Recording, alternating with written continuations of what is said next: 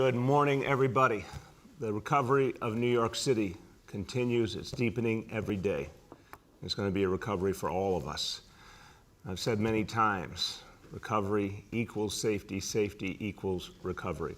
The more we recover, the more life comes back to normal as much as it can, the more we have the activity, the energy, the jobs, the more safe we'll be. It helps to create a better environment for all of us. In fact, it helps our police officers when our society gets back to normal. And to help our society get back to normal, we have to constantly deepen our efforts for public safety. This is the way back. There's so many other things we're doing. Obviously, vaccinations lead the way in all our strategies. But making the city safer every day is part of the recovery as well.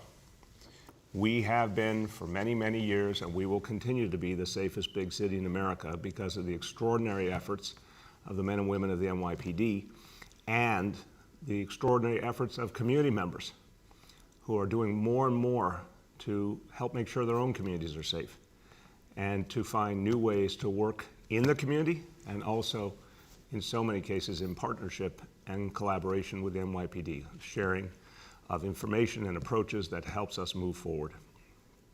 Summer, every summer, is always the toughest time of the year when it comes to stopping crime and violence.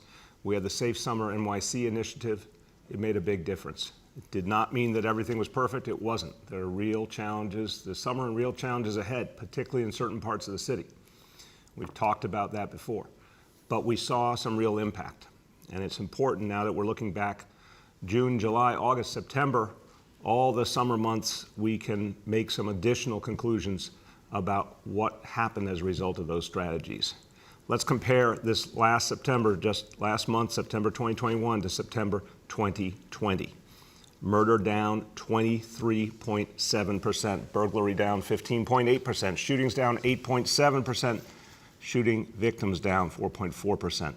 Overall index crime down year to date compared to last year, lowest point in 3 decades.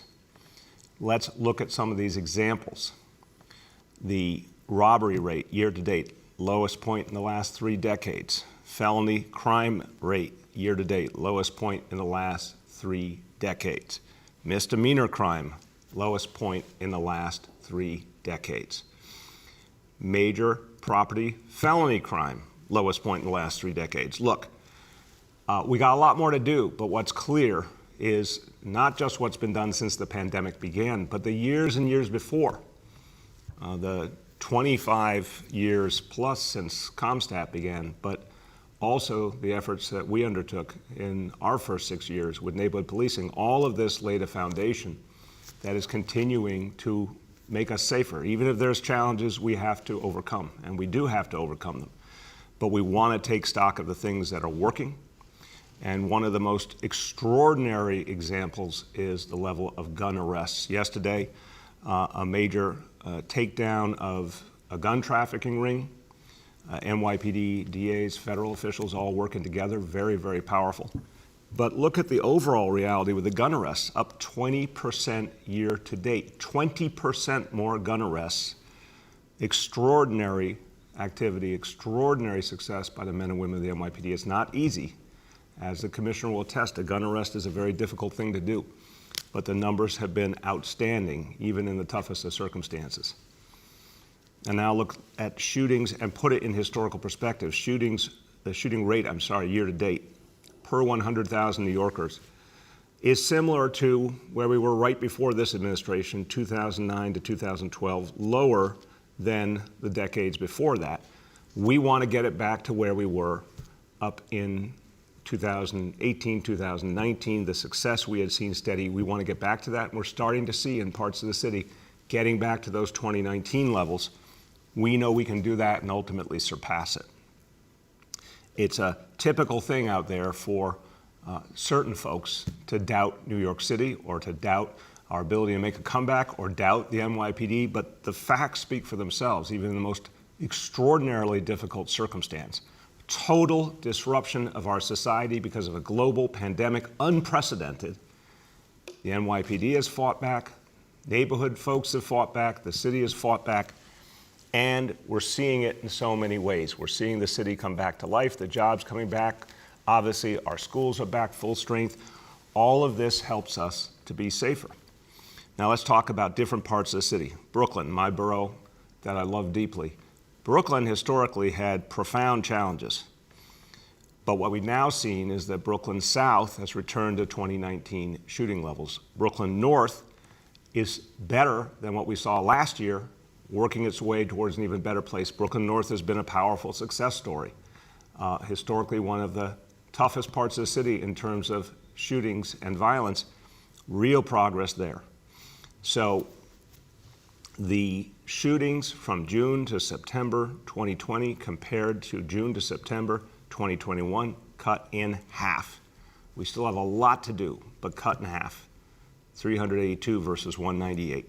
Again, working our way back to those 2019 levels. That's the success story that we've seen in Brooklyn. Queens South, Queens North were hit very hard by COVID, hit hard by the violence that came out of the COVID era, but they are returning to the 2019 levels when we were doing so much better. There's great success stories in Brooklyn, in Queens, Staten Island, Manhattan South. Where are the problems still? The Bronx and Manhattan North. And Commissioner Shea, Chief Harrison have been very open about that, all the additional resources and strategies that are being brought to bear in the Bronx and Manhattan North. That's where the focus is. But as I turn to the Commissioner, I want to be clear. There's a lot to do, and we will not rest until we get to the 2019 levels and even better.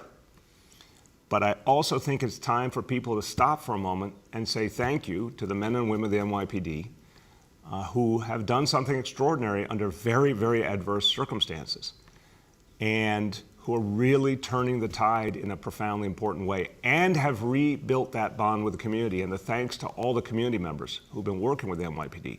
Thanks to all the violence interrupters who have been stopping shootings before they happen. There's something powerful happening that will help us build the way to a much safer New York City in the future, and certainly will be the foundation of our comeback.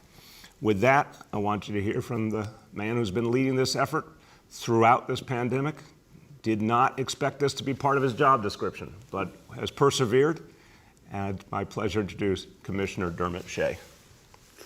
That is absolutely true. That was not in the forecast. Not part of the interview process, right? But as we head into the last quarter of 2021, there's a lot of positives, a lot of work to do for sure. But as I've said the last couple months, September we were down in shootings, we were down in homicides. That makes the fourth month in a row that we've been able to turn the tide on those shootings. So a lot of work needs to be done still, but we head into the last quarter of 2021, knowing what the goal is still, to be down in shootings for the year and to continue to chip away at that number. The good news is that we have a lot of help, as the mayor said. We have neighborhoods across New York City rallying around their police department, and that is very positive. We have officers on the streets every day and detectives continuing to make gun arrests. When you look at the gun arrest levels that were made in September of 2021, it's the second highest number in 25 years, so that is absolutely a positive. When you look at the overall crime rate, what we did see a spike in, particularly in the month of September, is felony assaults. And the felony assault level was up 19%. But a lot of positives, a lot of good work being done. When you look at the case that came down yesterday, we highlighted, Mr. Mayor, work with Cy Vance and the Manhattan DA's office, undercover officers going into the streets in New York City, purchasing guns to make sure that guns don't wind up in the hands of criminals that are hurting New Yorkers. So a lot of good work on that. And I would just like to highlight again some of the work that we're doing with the youth across this city. Schools are back in, and that's some great news. Schools are back in session. It's important that the NYPD continues as we head into the last quarter of 2021 to finish this year very strong. So we're continuing our Blue Chips program. We're continuing our Saturday Night Lights program. We have plans to open 3 more courts. So all of this is part of an overarching strategy to make sure that we do everything possible for the kids. So we're finishing 2021 exactly how we started 2020, and we've remained committed to that very, very important function. So I look forward to the questions. Thank you so much, Commissioner. I want to amplify that last point. I remember we were at the Museum of Natural History, Yes. and a day that seemed very normal. We did not know what was about to hit us in the beginning of 2020, and I gave my State of the City remarks. And I highlighted those remarks, the vision Commissioner Shea had for the NYPD engaging youth in a whole new way and proactively and helping young people who are trending towards the wrong influences, towards gangs and crews, helping them to the right path, working with families, working with schools, working with houses of worship. Powerful vision that got started, and then we got hit by a global pandemic. Nonetheless, this summer in particular, you saw that vision start to come back to life.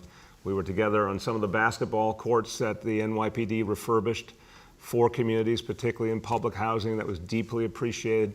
I saw cops and kids playing ball together. A lot of good stuff happening to deepen that vision that now we'll be able, as we get the city safer and safer, as we come out of the COVID era, that focus on youth is going to be so much of what the NYPD does going forward. And it's going to be the right thing to do, but it's also going to pay off in so many ways in terms of reducing crime and violence. So we're going to stay on that path. And we're going to stay on the path we've been on for years and years as the safest big city in America, because even with the challenges, when you look at what's happened around the country, the NYPD did an amazing job. Community partners did an amazing job. The city has been surpassing so many other cities in our comeback, including in addressing crime and violence. Our murder rate, one murder is one too many, but our murder rate looks back to the 50s and 60s again. We are going to be able to push that down further as we normalize, as our society comes back. And we all know, we talked about this last week, and I feel bad that other cities are going through much worse, but when you compare New York City and our murder rate to Houston, Phoenix, LA, Philly, Chicago, Houston, I mentioned Houston, I'm sorry, that we clearly are in a better place than so many other places that are struggling. We're in a better place than the national average. We got a lot to do, but something is happening that really needs to be appreciated because it means lives are being saved. And talking about saving lives and saving souls, I want to turn to someone who's doing amazing work. He is a renowned leader in this city in terms of the larger work of the Cure Violence movement and the crisis management system. He's someone who speaks from the perspective of faith, but also spends so much time in the streets of the community engaging young people, helping to turn them to the right path, stopping crime and violence before it happens. And he's really one of the great examples in this city of what community leaders can do to turn the tide and create a new reality in their neighborhoods. The organization he's affiliated with is popularly known as the God Squad, and their work is legendary. My great pleasure to introduce from Brooklyn, Pastor Gil Monrose. Thank you so much, Mr. Mayor, and good to see everyone. I just want to, first of all, give my condolences to all the families who have lost children or loved ones to gun violence. And so on this behalf of the whole city, all of us who do the work in terms of cure violence and crisis management system, we really, again, give our condolences to all of you. And also to really powerful moment to thank the men and women of the crisis management system who do this type of work every single day, who's closest to the problem, and really bring in the solutions that we need in our city. I think that, as the mayor have said, New York City has been leading the way when it comes to investment in the crisis management system. And I think that as President Biden have released the ARP monies, I think that our federal partners too as well should be able to match the commitment from our mayor, who have put not only the idea, but also the dollars behind really standing up our organizations. When you talk about partnership when it comes to gun violence, you're talking about investing in young people. That would mean jobs. It means mentorship. It means mediation in schools. It means just helping and mentoring young people. It's about faith leaders working alongside with cure violence teams and mental health professionals. And so what New York City has done is legendary in terms of innovative when it comes to understanding how you reduce the violence. So when you have a partnership between our mayor's office, when you have a partnership between the police department, along with care of violence and anti-violence groups, we have seen, and we're seeing now numbers that is going down. Because again, the care of violence and the crisis management teams are doing the work on the ground. They're closest to the problem and making sure that we can really help our young people turn from the direction of using guns to solve every problem. So I just want to say thank you to New York City. Thank you to the mayor, the police commissioner for really working with community groups. And I trust and pray that we'll continue to see numbers go down. Thank you so much, Pastor, and really, really want to thank you for the work that you're doing and your colleagues in the God Squad are doing. You are saving lives. It is an example to this whole city. So God bless you for everything you're doing. Thank you so much. So the God Squad's out there, the clergy's out there, Cure Violence Movement, Crisis Management System, Violence Interrupters, all out there on the front lines working to stop violence every day. NYPD officers, every day out there protecting us. Record number of gun arrests, working incredibly hard, even in the midst of crisis. Even on the back end of our criminal justice system, jails, prisons, even with all the challenges, they continue to operate, obviously. The whole society, the schools are back full. Almost every part of our society is operating on full strength, but there's one conspicuous absence, our court system. I have made this point before, and we're not seeing enough progress, so it's time to talk about it again. My message to the court system is do your job, come back fully. We need you now. We cannot get safer without you. Let's look at the numbers. Court system is not moving forward. It's just the fact. Trials are down 92% compared to pre-pandemic levels. Pleas are down 55%. This is not acceptable. We can't create the safety we need for New Yorkers if there's not a functioning court system. I've said it so many times. The folks at the court system love to give excuses, and they love to say it's okay they're not working. I say if it's okay you're not working, why do we have a court system to begin with? If it's so irrelevant, why do we have it? They need to get back to work right now. Stop the excuses. Stop accepting every little protest from every place else. Lay down the law, bring everyone back. 1,500 people right now, 1,500 are in custody at Rikers awaiting trial. For over 1 year, 1,500 who have been waiting for over a year because the court system is not functioning, they continue to wait. So we've asked for help from district attorneys. They've answered our call. As I said, police there every single time. We need the courts to do their job now. We got good news from the state, an executive order that expanded virtual court appearances. That was last week. That was great. Additional tool in the arsenal. But court appearances aren't happening at the level they need to. Here's this new tool now the court needs to do something with it. The court system needs to do something with it. So here's what I'm calling on the Office of Court Administration to do. Calendar 1,000 more appearances a week. We have the ability to do them virtually in so many cases. Calendar 1,000 more appearances per week. Do it immediately so we can work off this backlog and move forward. In the absence of that, we can't make the city as safe as it deserves to be. I want you to hear from someone who works at the front line as well in a community that has really struggled with the challenges of crime and violence. And she knows that if there's not a functioning court system, her neighborhoods can't be as safe as they deserve to be. My pleasure to introduce Council Member Dharma Diaz from Brooklyn. Good morning, Brooklyn in the house. Thank you for having me here on today. And definitely the court systems have to be open. Having worked closely with judges and the staff, in the legal system, I understand the personal hardships. COVID has hit us hard, but it's even harder to fathom that we have approximately 1,500 individuals sitting in Rikers Island, which we all know is in a deplorable state, sitting there to have their cases heard. My understanding is that the trials are down 92%. That's incredible. This is New York City. It's the Big Apple. We're leaders. And if I heard correctly, we have the DAs with the 5 boroughs working with us and trying to move cases forward. So I'm pleading to our court system, our friends, to please figure out a way to move the cases forward. Courts can be open virtually. Let's make this happen. Again, we have to be reminded that we have shortage of officers in Rikers Island. We have officers that are working 3 and 4 shifts. Again, to our court system, thank you, Mayor, for allowing me this opportunity to advocate for those that are incarcerated, as well for those that are working the court system that need the extra push and the assistance to know that they're needed, they're valued, and we need them back on the job. Thank you.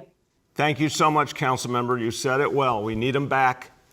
And we do. We respect and value everyone in the criminal justice system, but we just want equality and parity. Cops are out there doing their jobs. Community members are out there helping. Everyone's doing their job except the court system. Time to come back fully. No more excuses.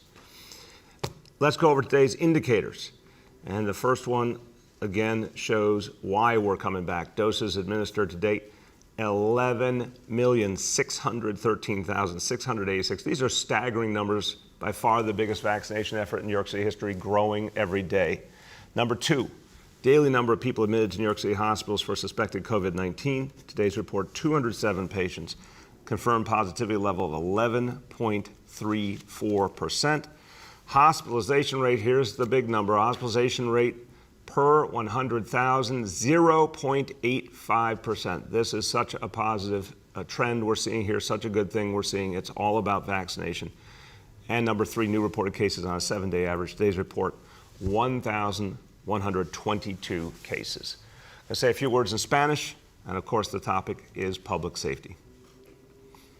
Estamos combatiendo el crimen en la ciudad de Nueva York y estamos viendo mejoría. Comparado al año pasado, el número de asesinatos, robos y tiroteos han disminuido. No solo estamos regresando a la normalidad, estamos más seguros y más fuertes. With that, let's turn to our colleagues in the media, and please let me know the name and outlet of each journalist. Good morning. We will now begin our Q&A. As a reminder, we are joined by Police Commissioner Dermot Shea, Dr. Mitch Katz, Dr. Andrew Wallach, and Director of MOCJ, Marcus Soler. Our first question today goes to Marcia from WCBS. Good morning, Mr. Mayor. I wonder how you're doing today. I am doing well. How you been, Marcia? I'm okay. So my question today, since you've been talking for days now about vaccine and vaccine mandates and how successful it is in protecting the city, I wonder if you're going to extend the vaccine mandate to police, firefighters, and Department of Correction personnel, because that would also help to make the public more safe.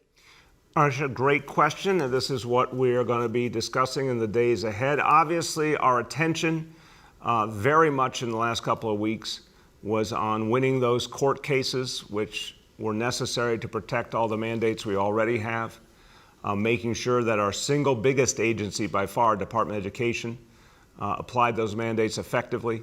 We're really happy with that. 95% of Department of Education employees who are now vaccinated, huge deal, making our schools safe, making our kids safe. Now we're going to turn our attention to all the other pieces of the puzzle. So that's what we'll be talking about over the coming days, and stay tuned for updates. Go ahead, Marcia.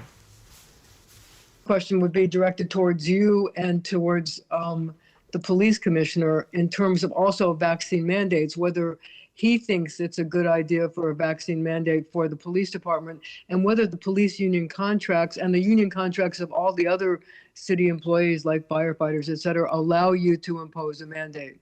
I'll start and I'll turn to the commissioner. The courts have been abundantly clear, state level, federal level, multiple courts, multiple levels, that as employers we have a right to keep everyone safe.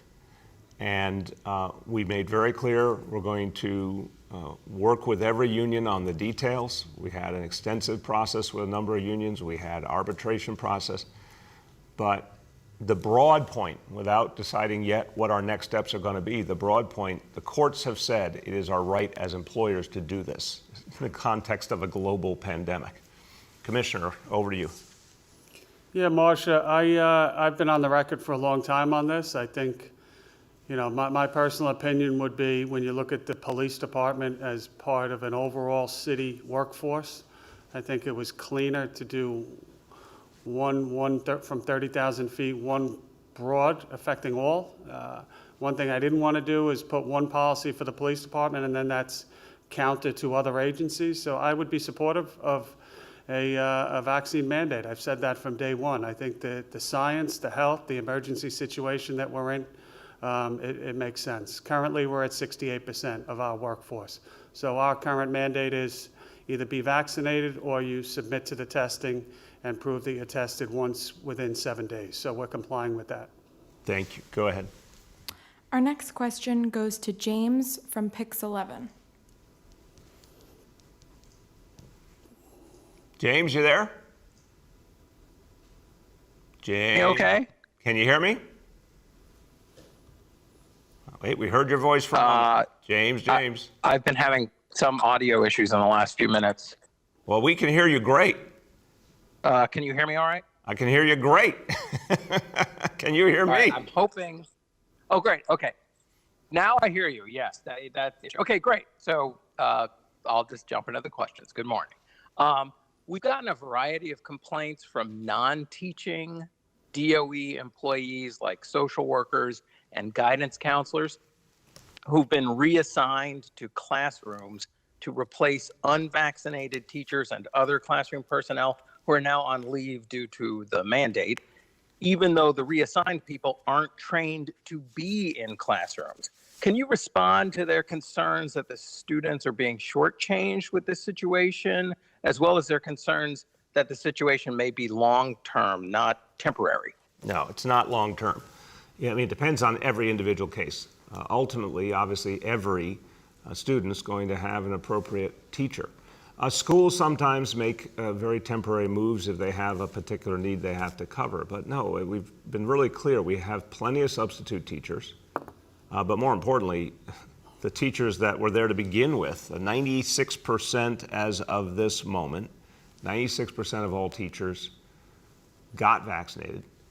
As you've heard, some are now making the decision, even if they didn't originally, to get vaccinated, come back.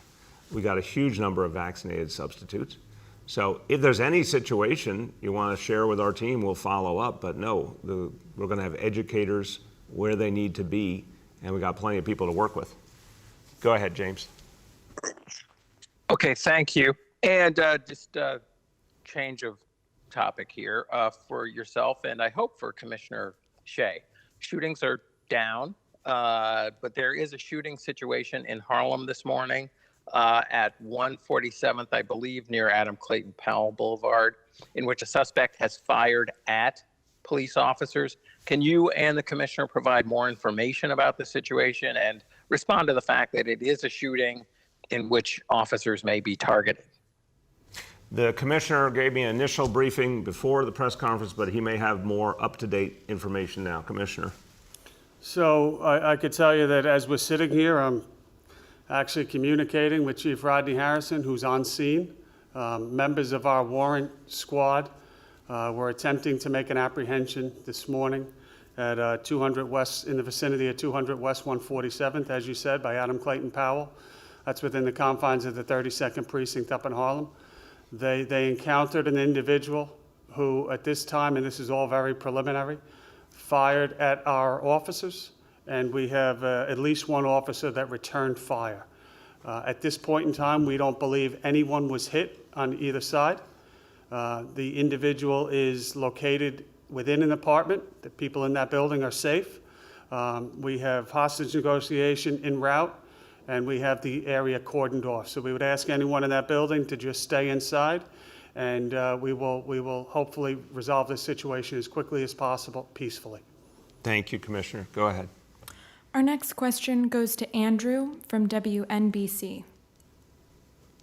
Mayor, you have said in recent days that you want to stay in public service. The New York Times is reporting today that you have been telling a number of people close to you that you are indeed planning a run for governor. What can you tell us about what you've told those supporters, particularly the Hotel Trades Council? Andrew, I've talked to a number of people to say I want to continue in public service. There's a lot to do. Look, I'm not going to make any political announcements. I'm only making a broad point. For the last year and a half, I've had to lead the nation's largest city through the COVID crisis. I'm very proud of what the people of this city have done. I'm very proud of what this city government has done to fight back COVID and move us forward. I got a lot to offer. I want to do more in public service. How that's going to play out, there's time to figure out, but that's my goal. Go ahead, Andrew. Time to figure it out in your mind, or for New Yorkers who are following the final 3 months of your administration here, how much time is there for you to figure that out? You know, Andrew, I don't look at it according to some traditional notion. I think the most important thing to do is do the work. Every single day, my job is to protect New Yorkers, overcome COVID, which this city is doing brilliantly, foster recovery, improve the safety and health reality all over the city. That's what we're doing. That's my focus. The future takes care of itself in so many ways. I really believe that. So this is what I'm going to be doing. And as we get farther down the line, when I have something more to say, I will certainly let you know. Our next question goes to Juliet from 1010 Wins. Hi, good morning, everyone. This question for you, Mr. Mayor and Commissioner Shea. I know, Commissioner, you didn't make reference to this yesterday at the news conference with the gun takedown. What is your concern about ghost guns? I understand more have been confiscated by the NYPD so far this year than all of last year. What is your concern about them? Go ahead. Specifically, Juliet, with ghost guns, it's just another obstacle that we have to face. You know, Cy spoke about this yesterday very eloquently. We need help with the guns, clearly, and I would be a voice for that, and I've said it many times. I'll go to Washington, I'll go to any pulpit and say that we need better controls for the flow of guns. To me, it's crazy that people can buy guns so easily, repeatedly, and then bring them into neighborhoods where they're devastating neighborhoods.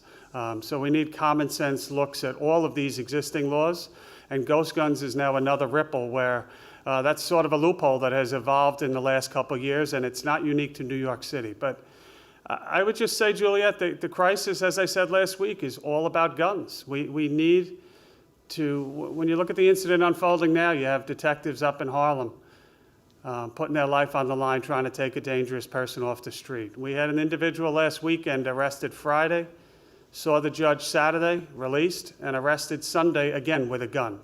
Twice in 3 days. We need to recalibrate, I believe, how we look at guns across the criminal justice system. If we get it right, we could drive incarceration down and drive public safety up. But we have to hold people accountable for carrying illegal guns. We have the toughest gun law. The laws are not the problem on the possession side. We have the toughest laws, some of them in the country, mandatory 3.5-year minimum. But they're not treated that way once they get into the criminal justice system. So right now we're waiting for somebody with a gun to shoot somebody, and then we treat it serious. It's backwards.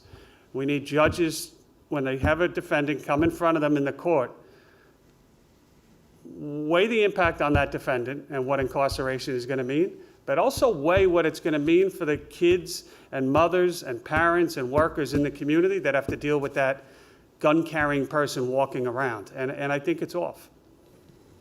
And look, Juliet, the commissioner made the point that the gun laws, the strong laws we have in this city and state benefit the NYPD constantly. It's scary to think that there's efforts being made now, potentially at the Supreme Court of the United States, to water down our laws, make it easier for people to get guns and carry guns. But the point the commissioner made, just some common sense improvements in our national gun safety laws. I'm talking about changes that have overwhelming support, vast majorities of Americans who want smart background checks and the kinds of things that will keep guns out of the hands of folks who have done a lot of harm and could do a lot more. We can still get there. I really believe it. That would benefit the men and women of the NYPD greatly to have that kind of backup from the federal level. Go ahead, Juliet. Yeah, on another topic, motorized bikes. You know, in most cases that I've observed, there is just no adherence to traffic lights or signs. They go the wrong way on one-way streets. I know, you know, they're being taken and crushed, but that's after the fact. This is about how they operate. Do you think they're actually safe being able to just go wherever they want? They're not licensed or insured. They're not subjected to speed cameras or red light cameras. So how does any of that make sense? I'll start and I'll turn to the Commissioner, Juliet. It's a great question. Look, I think there's a real challenge there that needs to be addressed. No, it's not okay to go the wrong way on the street. It's not okay to drive recklessly.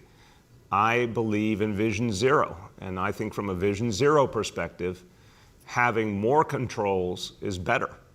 Making sure that, for example, with the kind of vehicles that could cause real harm, I think we do need to look at registering folks, licensing folks, doing things that are going to make it more formal, because it is too reckless at this point. I also think we very much believe in enforcement. The challenge in the pandemic era has been having to deal with so many different needs simultaneously, and obviously having to turn the tide on the violence that we've seen all over the country. I believe that tide is being turned right now, and that's going to allow more and more NYPD attention to go into things like Vision Zero and quality of life crime. That's what we really want to address ultimately when we can get these other issues addressed. So I am sympathetic to the point you're raising that we're going to have to do some things differently going forward. Commissioner? Yeah, I agree with everything that the mayor said there. And I'll tell you personally, and this will probably annoy some people, but I worry more when I step off the street at what's coming left and right, and it's not cars at this point in time. And I think a lot of people share that view. I ride a bike ever increasingly. I love it. I love riding around the city. I think the bike lanes have really created opportunities for people to get out there and do more. But right now, I think it's probably a good opportunity to take stock of where we are right now. And it's, I'll tell you, from the policing side, it's very complicated between electric and gas and different sizes and throttles. There's probably an opportunity there to really look at the entire landscape and how do we accomplish what everyone wants, but do it a little more safely. Thank you. Our next question goes to Chris from the Daily News. Hi, Mr. Mayor. How are you doing today? I'm doing well, Chris. How about you? I am good. I wanted to ask you about vaccine mandates again. Like you were saying, you're looking at the possibility and saying that you will have news over the next few days as it relates to a mandate for FDNY, NYPD, and DOC. I'm wondering what's holding you back from implementing such mandates immediately, especially given that you've prevailed in court on this? Chris, look, I think everyone out there is mature adults, so I'd like to respect people's intelligence. We have, I think, pretty meticulously in the course of the pandemic tried to figure out what made sense to do when and make sure we had all the pieces in place. I do believe you sequence things in different ways, and there's still issues that we have to understand better and resolve. So it's not always a matter of, just push a button. You have to get things right. So we're looking at it right now. We're looking at different options, other types of things we can do, and we'll have more to say in the coming days. Go ahead, Chris. Thank you. And a question for Commissioner Shea. I wanted to ask the Commissioner about Sergeant Ed Mullins and whether he has any insight into what Sergeant Mullins is being investigated for by the FBI. And separately, wanted to ask the Commissioner if you agree with the mayor that Sergeant Mullins has dishonored his uniform and that it was right for him to resign as president of the SBA. And I will only say, before the Commissioner speaks, Chris, because I want you did accurately note part of my comment. My bigger comment between the press conference yesterday and then later hearing about his arrest and commenting online. Look, I think I don't know what the specific arrest is for, but I do know this is someone who attempted consistently to divide this city, who used language that was disrespectful, that often created a divisive atmosphere, that did not comport with being a representative of this city. And now on top of it, obviously, there's something else going on. So I want to be clear that my comments predated anything with the FBI. I think what's happened here and the fact that his own union immediately demanded he resign is quite an obvious statement. Go ahead, Commissioner. Yeah, thank you for the question. So on Sergeant Mullins, what I will say is to the, referencing the mayor's earlier comments before yesterday, we have a discipline system in the NYPD where I am the final arbiter. So commenting on ongoing cases when I will be the final person to mete out or not discipline, I think would be inappropriate. So I will defer that. He has scheduled several infractions that have occurred that is ongoing in the NYPD trial room that has been scheduled out. So when those trials occur and when it comes to me, I will make an ultimate decision at the end. Regarding yesterday's incident with the FBI, what I will say on this is that the NYPD Internal Affairs Bureau and the FBI work jointly on a task force. As a result of that work, you saw some of the investigative powers being exercised yesterday. It is an ongoing case, and I will not comment any further beyond that. Thank you. Go ahead. Our next question goes to Elizabeth from Gothamist. Good morning, Mr. Mayor. Hey, Elizabeth, how you been? Good. At the risk of sort of repeating some of the other reporters, I do want to press you on the mandates. You have your police commissioner here who has been very clear and vocal that he supports a mandate. Given the size of the NYPD workforce, their presence in communities, why not start with an NYPD vaccine mandate? Hey, Elizabeth, you have every right to press. That's your job. But I have every right to tell you that we make these decisions very carefully with a lot of factors in mind. And look, I like our batting average so far. We very carefully structured the vaccinate or test mandate, then sequenced that to the mandate for our public schools, which has obviously gone very, very well. Everything is about doing things in a particular manner if you want to get the best outcomes. So that's what we're examining right now. And again, when we're ready to say it, when we believe we have something, whatever the approach is, we will. But it's just not as simple as, again, push a button and everything moves the way you want. We got to set up any approach we take meticulously. Go ahead, Elizabeth. Secondly, I'd like to ask you and the commissioner to explain what are some of the challenges in the Bronx and northern Manhattan that have made it difficult to achieve the same, progress in, reducing shootings as in other parts of the city? It's a very powerful question, Elizabeth. I'll start. Look, what we saw was, again, just a horrible dislocation last year. And the comeback from that really does depend on things like schools being open, jobs coming back, activity in communities. That really is part of how you put back down the crime and get people back into other lifestyles, give them other alternatives, whatever it may be. But also, I would say, we've seen some outstanding efforts on the ground in certain precincts and certain commands that have really been notable. We've seen some particular focal points in terms of the community-based approaches to violence. Again, this story in Brooklyn, a lot of different pieces to it, but something powerful is happening that we're obviously going to try and emulate other places. And then there's the gang takedowns, and where those happen, they have a profound impact, but we need more. We need a lot more of them. And from my vantage point as a civilian, the Bronx and northern Manhattan are two places where we're going to have to go deeper on gun arrests, deeper on gang takedowns, deeper on collaboration with the community. It's just been a particularly tough circumstance we're going to have to dig into more. Commissioner. Yeah, it's a very good question. I would just caution anyone to single out just two. I mean, it is fluid. So in my world, you see spikes that we respond to on a day-to-day basis. And it's down to the level of really blocks. You know, we've seen a couple shootings this week in the 114 precinct in Queensbridge and Astoria. We've seen some shootings this week in Brooklyn. You know, certainly the Bronx as a year, they're up about 100 shootings. That has been a stubborn spot. You know, I could go neighborhood by neighborhood, block by block.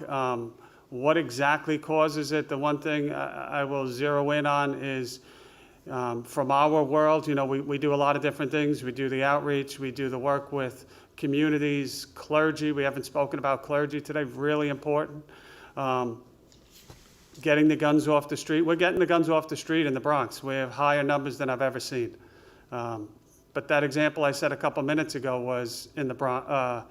Well, actually, I didn't mention it. Another young kid caught with a gun yesterday on the same corner that we had youth violence recently. I think the gang takedowns in Brooklyn have had a really positive impact, particularly this year. Cases that we had stacked up since last year. But there's a lot of different variables behind this. We'll get the Bronx turned around. Same thing with Manhattan, but there's a lot of work to be done for sure. And finishing, stating the obvious, Elizabeth, every borough, particularly the Bronx, would be so much better if we had a functioning court system. Because, again, we're just not getting the pressure we need, the good pressure, the sense of consequence. We cannot finish this mission until we have a fully functioning court system, and that is one of the underlying issues that's still just not getting addressed, and I understand it. The courts, they put out press releases and they wonderful statements, but they don't do the job. If the rest of us just didn't show up and do our job, you guys would be all over us. Well, time to be all over them to do their job. We have time for 2 more questions today. The next question goes to Yoav from the city. Good morning, everyone. I wanted to ask the commissioner about Sergeant Hugh Barry's administrative trial.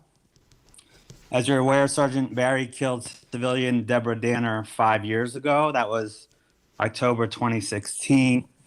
There was a criminal trial that delayed things, but he was acquitted 3.5 years ago in February 2018. So, Commissioner, why has it taken so long to schedule his administrative trial? And I would add, Mr. Mayor, you're being highly critical of the criminal court system, but the NYPD administrative trial system is your responsibility. So why have so many of the cases, particularly the ones involving the killing of civilians, taken so long to adjudicate? Yoav, I'm going to make a simple statement. One, I want them to go faster, and in recent years, we've seen real improvement in the timing. 2, the mistake that I believe, the fundamental mistake here, I've talked about it many times publicly in relation to other cases, is that the history was defer to other prosecutions and not move the departmental charges while other prosecutions were going on. Obviously, this individual had a separate trial in the court system. I think that creates a tremendous frustration in the public that someone languishes, continues to be paid, when what we should be doing increasingly, and we're starting to do this more and more, is just start the internal departmental charges the first available opportunity, regardless of what's going on in the court system. Now, I'll tell you, prosecutors will tell you that they don't want that. They'd rather we held back. That's what happened in some of the most prominent cases. We held back and deferred to prosecution. But I think it's just an untenable situation. Go ahead, Commissioner. Yeah, Yoav, thanks for the question. Yeah, there's a lot to unpack there. When we hold our department trials in one police plaza, they generally come from 2 streams. The majority come from internally from the NYPD, where we identify something, whether it's a rules infraction or something else, and we prosecute ourselves. It's done through Deputy Commissioner Amy Litwin, who is an ex-prosecutor from the Bronx, I believe, and she does a phenomenal job. We also have a stream of cases that come from CCRB. Those are outside the NYPD's control, and those cases are prosecuted by the unit within CCRB to prosecute. That trial is scheduled. It was scheduled for this month, I believe, and you know, we always want things to move as efficiently as possible, but that trial is coming up. I will say, Yoav, I thank you for bringing up the juxtaposition, if you will, of the criminal court cases versus the NYPDs, and bringing up that this is under the purview of the mayor. But I'll defend the mayor on this one, that it's interesting to me that the NYPD, during a pandemic and continuing into this year, have somehow been able to manage and keep open our internal trial room and try cases where cops do wrong. But yet we can't do that in the criminal court system. Thank you very much. Yoav, go ahead. Okay, thank you. I'm gonna switch gears for my second question. I asked you, I think it was a week or two ago, about your schedule and the First Lady's schedule. Online haven't been updated since April 2020. That hasn't been updated since. Similarly, as part of a transparency gesture, you were posting your meetings with registered lobbyists online. That has also not been updated since April 2020. So can we expect that to be updated soon? Yeah, you can, and I'm going to find out what happened. I don't get into these mechanics, obviously, but I want us to continue with what we have done in the past, and I'm sure everything was dislocated by the COVID crisis, but let's figure out how we can fix that. Thank you. Our last question for today goes to Gersh from Streets Blog. Hey, thanks for taking the question. Appreciate that. Hello to everyone on the call. This is actually for Commissioner Shea, if that's all right. Earlier in this session, you said you were more worried about bike riders than car drivers causing violence on the streets of New York City. It's kind of an odd comment for a Vision Zero partner to make, given that drivers have killed more than 190 people this year and have caused more than 50,000 crashes so far this year. That's roughly 200 crashes every single day in New York City. At the same time, the NYPD's effort to rein in reckless drivers has weakened. Even as the mayor has called for more enforcement against reckless drivers, there's actually less enforcement. In June 2021, which is the last month for which they're full month stats, officers citywide wrote just 39,000 moving violation tickets, which is down 51% from the same month 2 years earlier. Failure to yield tickets are down 55%. Speeding tickets down 35%. Improper turn tickets are down 72%. So the question is, can you explain this fear of bikes that you have, which is not borne out by city stats or your own weakening NYPD effort? Gersh, I'll start, and I have to finish quickly because I'm supposed to be at a memorial event soon. Look, Commissioner will speak to his own comments, but I'd like to speak to his actions and the department's actions. The department clearly, strongly, vehemently believes in Vision Zero and helped pioneer Vision Zero starting 8 years ago. So I appreciate, honestly, your speech, but in the end, the facts are quite clear. We also, and I've said it, had massive disruption from a global pandemic that did take some energy and focus off of certain types of enforcement, unquestionably. We want to get it back. We're dealing with some other issues that are profound. We need to get more and more energy back to Vision Zero enforcement, but also we've got to deal with some other problems that came out of this pandemic. Lastly, we got to get people out of their cars and back into mass transit, something you and I both agree on, and we're seeing some progress on that front. So more enforcement will be coming, particularly as we more successfully address some of the other issues we talked about earlier today. Commissioner. Yeah, Gersh, thanks for the question. So what the comment was not particularly bikes. What I said was, when I step off the curb, I am more concerned right now, and this is a fact, with what's coming from the left, the right, and every different direction, seemingly disobeying all manner of traffic control devices. What I am seeing lately is more bicycles, scooters, dirt bikes, skateboards with engines on them, and I could go on and on. I think New Yorkers see it too. that are not stopping at stop signs, going the wrong way in bike lanes, and I could go on. So that's what I was referring to. Thank you. Go ahead, Gersh. Okay, thank you for that. Just to be clear, Ms. Mayor, I was not making a speech before. I was just providing statistics for the commissioner. Just so on a related story, Streetsblog reported exclusively today that the driver in the baby Apolline case, that was the crash from last month that killed a 3-month-old baby, had once gotten arrested, and as a condition of release, he was forced to take a safe driving course given by an agency that is serving as a model for the city as it scales up the dangerous vehicle abatement program, which you signed into law last year. Now, after taking that course in May, that very same driver accrued 26 more camera-issued speeding and red light tickets. So I'm going to ask you, what does that say to you about the efficacy of these so-called safe driving classes on which you were building a major public policy initiative to get the worst drivers off the road? Well, I'm concerned, and we're going to follow up on that case immediately, because the whole idea of the law was if someone took the course and then didn't act as they were taught, that then their vehicle could be impounded. So we need to find out what happened there, and if there wasn't follow-up action, then someone didn't do the right thing. We got to fix that. But Gersh, I want to make one last point, which is that law, we wrote it the way we wrote it. We all worked together with the council because of the current reality of broader state law.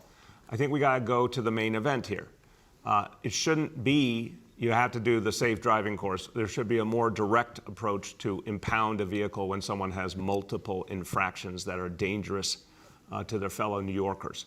So the city's come a long way with Vision Zero. We got more to do. But the profound problem, in my view, is the state laws are not tough enough. We need to pass the Crash Victims Act. We need to go farther than that, because in my view, if you blow through the red light cameras enough times and you put people in danger, your car should be taken away with or without the safe driving course. Just go take it. But that requires a state law change to do.